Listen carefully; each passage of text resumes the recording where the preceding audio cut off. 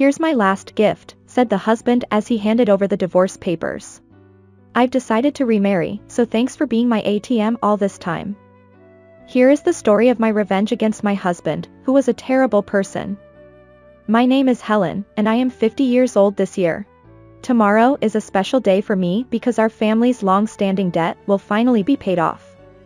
My husband and I got married 20 years ago when I was 30 and he was 35. He inherited a liquor store from his deceased parents, while I was working as a company employee. We started dating with the intention of getting married through an introduction from an acquaintance. I had only one worry.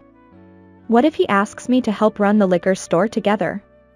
At that time, I was working as a financial planner, consulting insurance and finance for individual and corporate clients. I was earning a decent salary at the age of 30 and loved my job. I was studying for qualifications to aim higher. However, when my husband proposed, he said this: "I know you're working hard to get your qualifications, and I want to support you. There are employees and part-timers at the store, so we'll manage somehow. Pursue your dreams, Helen." His words were the reason we decided to get married. I thought I wanted to support such a generous person who was always on my side. As he promised at first, he should have managed our married life by doing his job and me doing mine. It was about a year after we got married when he went to work at the store on a day off when I was relaxing at home. When I vacuumed under the bed, a large amount of paper got caught in it. It hadn't even been 6 months since we moved in, so why were there papers here? When I picked up one piece of paper that had become crumpled, it said, "A dunning letter." The total amount of debt borrowed in my husband's name was $150,000. $150,000.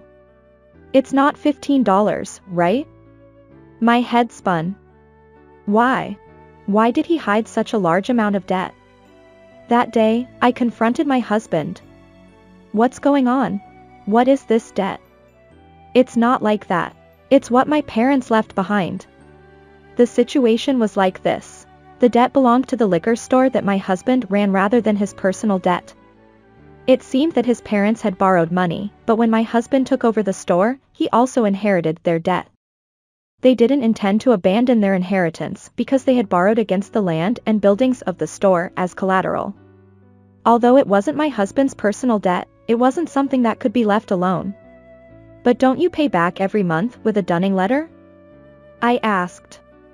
"I do pay back every month, but business depends on monthly sales figures. So there are times when it's difficult to pay back in tough months, but we have to pay salaries to employees and part-timers anyway, so we wait for repayment for that part too. The dunning letter is from that time." At first glance, the husband's opinion seems reasonable, but I don't think it's good to delay repayment. In fact, the dunning letter even had the words "final notice" written on it. I didn't want to worry Helen, so I kept quiet. "But everything is really okay. The store is doing well and we haven't been kicked out of our house, right?" "That's true, but..." Then my husband said something like this to me as I looked at him anxiously. "If you're so worried, why don't you pay off my debt with Helen's salary? You makes quite a bit, don't you?" "Huh? Is that how it is? It's not even my shop." But my husband continued. "After all, couples are supposed to help each other out. My debt is Helen's debt too. But even if you say that all of a sudden, is it okay for Helen if my shop goes under? There are a lot of people who would be in trouble if that store disappeared." I was taken aback by what he said. In reality, my husband's liquor store had become an indispensable part of the community. The store was located in the suburbs where there were few convenience stores or supermarkets nearby, so unlike a regular liquor store, it also handled fresh foods such as meat and fish and offered home delivery services. I visited the store several times and it was always busy. There were even customers who boasted that they were glad this store existed. "Please. I'll manage the store somehow. So please help me with the debt repayment." I liked seeing my husband work hard and take his business seriously. I didn't want his shop to disappear. I thought that being married meant supporting each other no matter what. If my husband was struggling now, it seemed natural for me to help him. "Okay, I understand. Let's pay back as much as we can from my salary every month. You should focus on running the shop. I can provide money, but only my husband can run that shop. More than anything else, I was happy that my husband relied on me. However, he changed after this. About 3 years had passed since I took over his debt repayment. Recently, he had been coming home late more often. "What are you doing at this hour?" "Ugh, you smell like alcohol." "Just hanging out with some people." "Helen, did you finish paying off this month?" For some reason, my husband approached me with a domineering attitude. "I already transferred the money last week. Why are you asking me that? My shop depends on you. So please keep paying back properly from now on." Recently, when he got drunk first, he would say things like that. I didn't pay attention to his drunken ramblings before, but now it doesn't feel good when he says it so many times. Isn't it like paying off your debt is just a matter of course for me? By the way, George is having his 3rd child. Lucky guy. George is one of my husband's classmates who runs his own business like him, and his wife works with him at their shop too. Speaking of which, there's something I need to tell my husband. Don't you think we should have a child soon too? But my husband's reaction was very cold. A child? This is the busiest time for the store right now. Besides, we have debts to pay off. How can you say something so carefree? Isn't it your debt? But I held back and said. But George has children too, right? We should have them too. George has both parents alive and his wife works at their shop too. It's different from us. There's nothing more I can do if he says that. My desire to have children that I had when we got married was completely crushed. So, from now on, I can't do anything until I pay off my debt? Well, that's right. If you earn a lot and repay the debt quickly, I'll consider it. The hatred swelled up in me as I looked at my husband's face, which was laughing cruelly. The sense of urgency to repay the debt as soon as possible also sprouted. It's scary. Even though it was an unreasonable demand, I didn't even have the luxury of thinking about it carefully. After that, I worked hard for my husband. I actively acquired qualifications, took promotion exams, and won salary increases. I started earning much more than women of the same age and also made advance payments on my debt. But the debt did not decrease easily. Before I knew it, I was over 40 and had to give up on having children. But it was okay, because my husband was there. I could do my best for him and he relied on me. As long as I believed that, I was happy. My husband's return became later and later, sometimes even becoming a morning return. Looking at my husband working desperately to protect his store, I felt that I had to work hard as a wife too. Because he was doing his best, I could do my best too. And time passed, and the day came when the repayment ended. Tomorrow is the last day of payment. For this debt, I have endured various luxuries. But from tomorrow, that will be gone too. You can use your own money as you like. Come to think of it, since we got married, we haven't traveled or eaten delicious food because we've been thinking too much about money. We are still in our 50s. We thought we would enjoy such things from now on. And on the day of repayment completion, I took a paid leave. I made a more luxurious dinner than usual and prepared wine and chocolate cake that my husband likes. Let's celebrate the repayment together and have fun. That's what I thought. When my husband returned from work and saw them lined up on the table. Finally. It seemed like 20 years, but it went by in no time, you know. He said to me. However, my husband trembled and bowed his head while still shaking with excitement. I thought he might be happy and crying. But then he suddenly began to laugh loudly in a way that I had never heard before. What? What happened? Immediately after that, the man who should have been my husband said something unbelievable. Today only, you're fired. Well, thank you for these 20 years, I really appreciate it. Thanks to you for paying off all the debt, I'm free now. So thanks for your hard work so far, but you're no longer needed. What? What do you mean? I couldn't understand what he was saying and asked him again. Then my husband took something out of his pocket. Here's the last present I'll give you. The green letters, divorce papers, were projected onto my eyes. My husband became proud and continued. I decided to remarry. You're useless now that you're old. Thanks for being an ATM all this time. Remarry, have you been cheating all along? Come to think of it, my husband often came home late for work or socializing. Maybe this person, while I was working hard to repay the debt. But his expression remained proud. I would never cheat on you like that. I've already found a new wife candidate. I want to divorce you and marry her. That's why I've been waiting for this day. The day you finish paying off your debts." At his cruel words, tears welled up in my eyes. The food I had prepared looked blurry, which made it even more painful. "So, get out of here already." My husband handed me the divorce papers. At this point, anger was boiling inside me more than sadness or emptiness. "Fine. Do you have any regrets?" I asked him, twisting the words out of my mouth. "Regrets? Why would I regret divorcing an old hag like you? I've already found someone better." "Old hag?" If I'm an old hag, then he's definitely an old man. How long does he plan on pretending to be young? At his ridiculousness, I regained my composure and took the divorce papers. "I'll take these for now. I'll contact you later." I said that and packed my things before leaving the house. To think that our 20-year marriage could end so easily. It wasn't until I was alone that I finally cried from sadness and regret. After that, I consulted a lawyer to draft a divorce agreement. I also hired a private investigator to look into my husband's new partner and received a report on them. The agreement was sent to my husband by the lawyer. Then, he immediately called me. "Hey, Helen. What is this document?" I could imagine his face turning red with anger even over the phone. In contrast to him, I remained calm. "It's a divorce agreement. What about it?" "I know that. What I'm talking about is this debt repayment thing. Why do I have to pay you back?" My husband was losing his mind.